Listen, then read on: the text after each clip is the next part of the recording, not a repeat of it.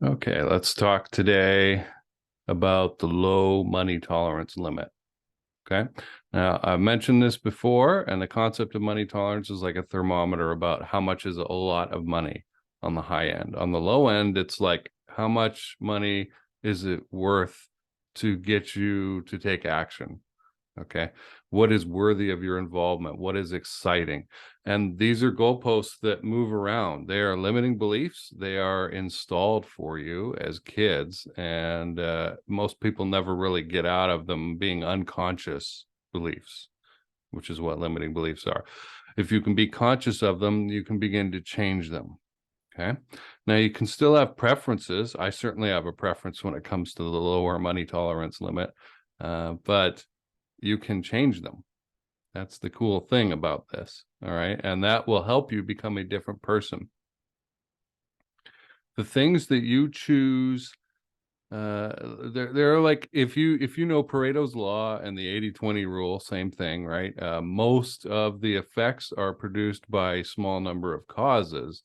I want you to think about your money tolerance, the high and the low, as being some of those small number of choices or limiting beliefs that produce a large amount of the reality that you experience every day.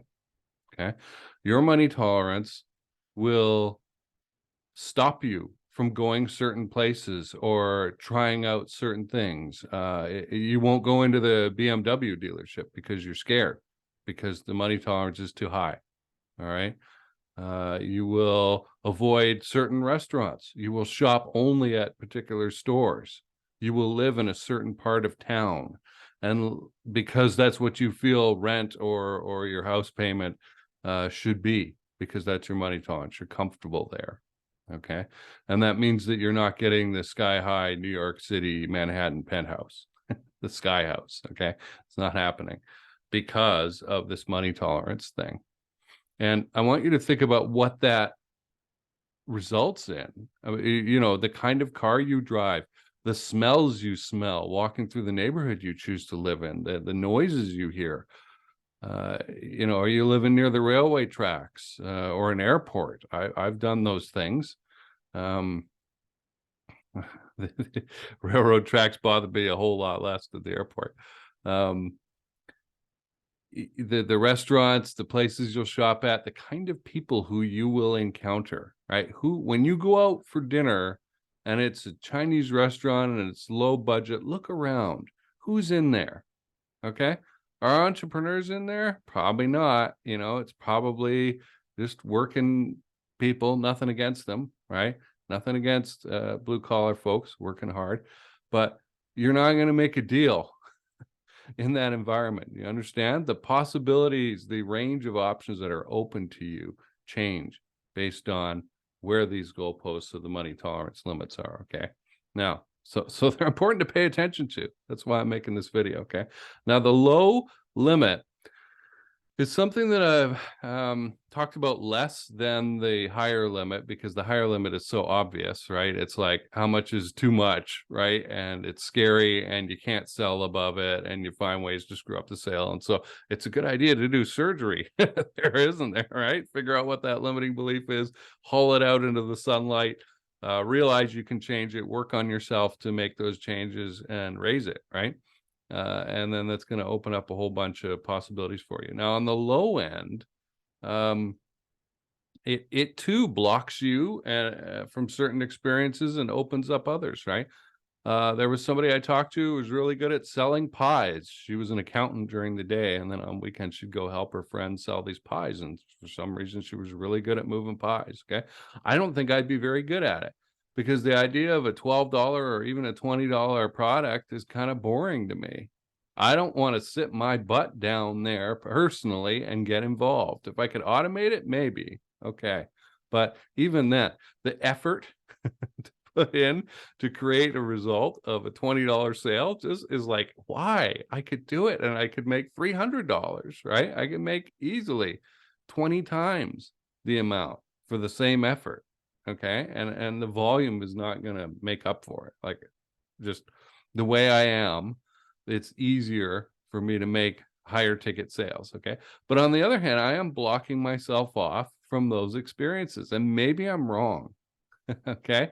This is the thing I want you to consider. Maybe the limiting belief that we're stuck with or have chosen not to change, right? Because in my case, I'm well aware of it. I know where it is, and I've moved it up.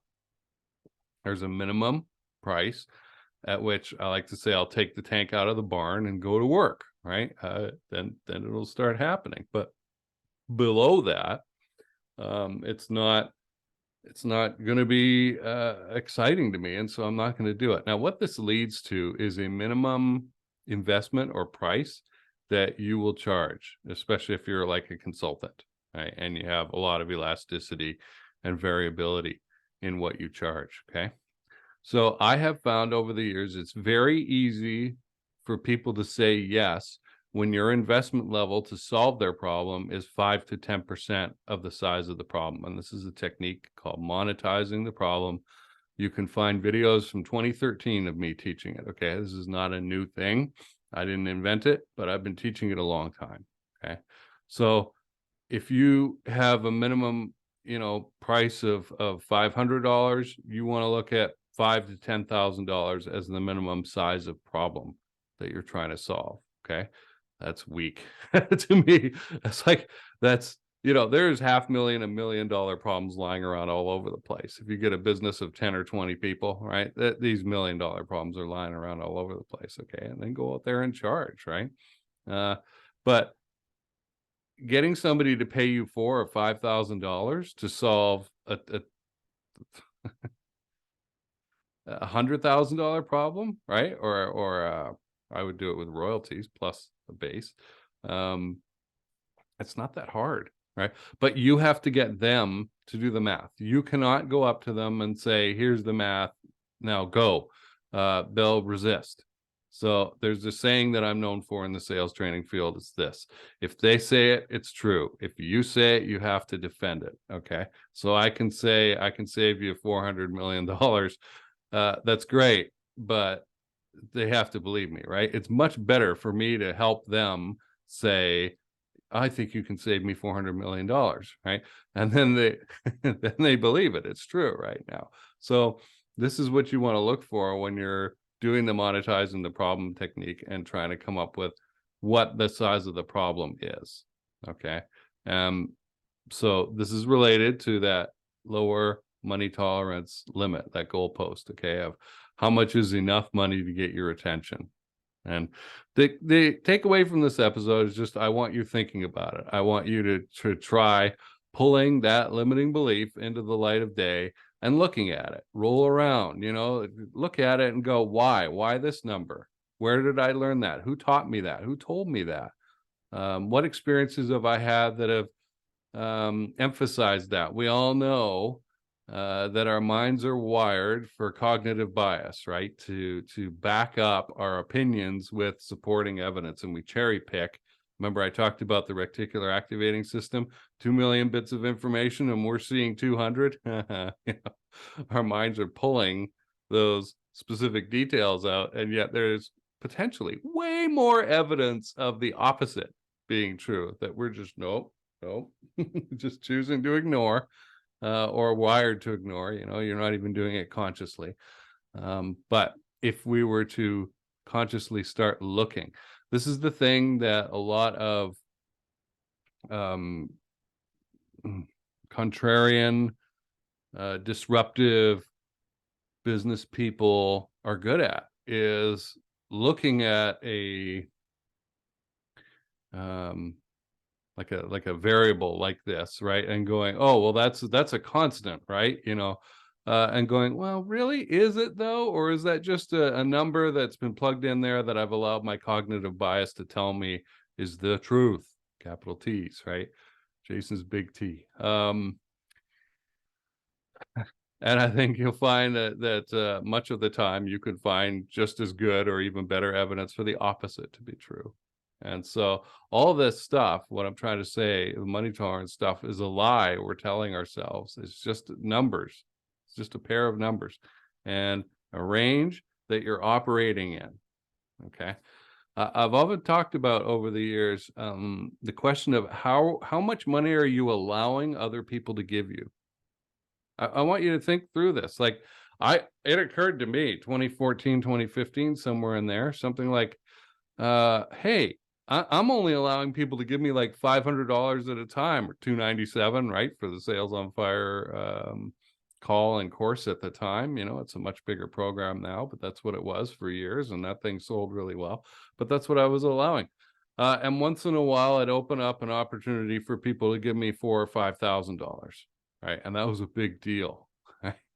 And I realized, well, wait a minute, like if you got a piece of paper here and I poke a little hole in it with my pencil, and that's the $500 hole or the $20 hole or whatever it is that your money tolerance is at, right? That's what I'm letting people give me. They can only shove so much money through, right?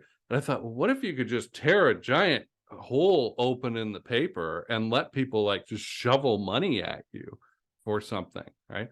So I don't know what for you. You have to come up with what's valuable to your target market, but just be imagining, right? And this is related again to money tolerance, of how are you limiting people being able to give you money?